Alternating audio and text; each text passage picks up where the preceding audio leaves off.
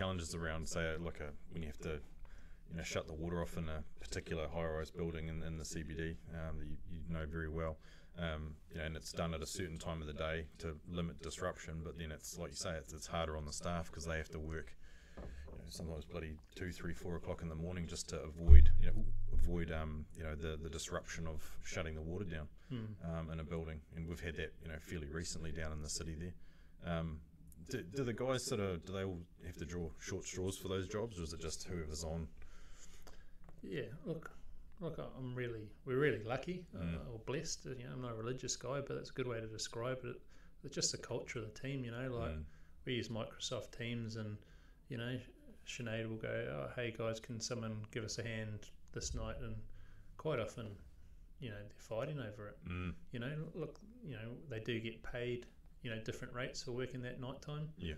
And look, I'm stoked that we can pay them that, because it does definitely impact on their lifestyle. And look, different people can do it at different times. Like if you've got a young family, you're not really geared up to do that sort of stuff. Whereas if you're in your mid-20s, or you've got no other half, you can do that stuff.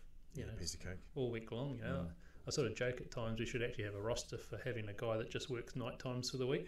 We've got that, and then get someone else. And so look, it's hard. Like sometimes the apartment side's actually quite good, because the apartment downtime is actually, say, 9 a.m. to 3 p.m. when everyone's at work. Yeah, that's right. So that side of it's actually quite cool, because you can do a shutdown at 9, and as long as you got the water back on.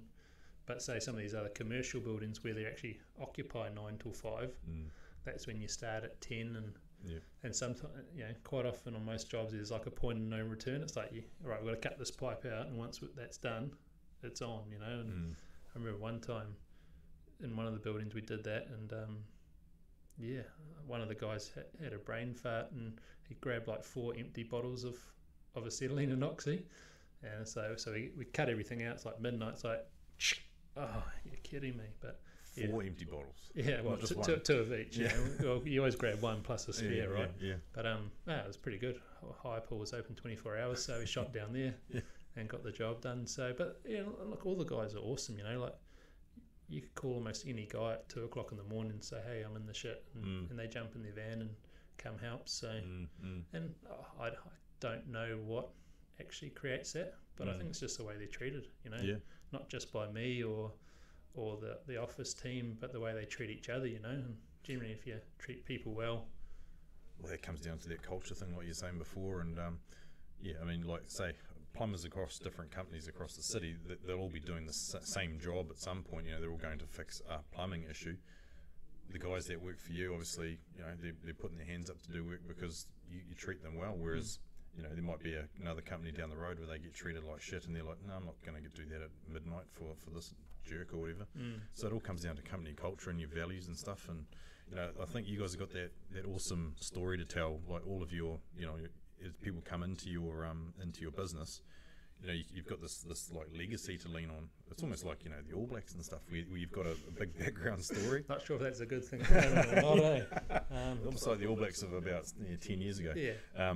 But yeah, I mean that can make people quite proud to represent a company. Yeah, and look, I haven't actually asked the guys, but I reckon, like looking at that skyline at the night time when it's lit up and whatnot, I think a lot of the guys would be stoked that they're partly responsible for making sure they're successful all the time, and that whole legacy thing I think is important, but I think it's probably a legacy with also how they're still treated.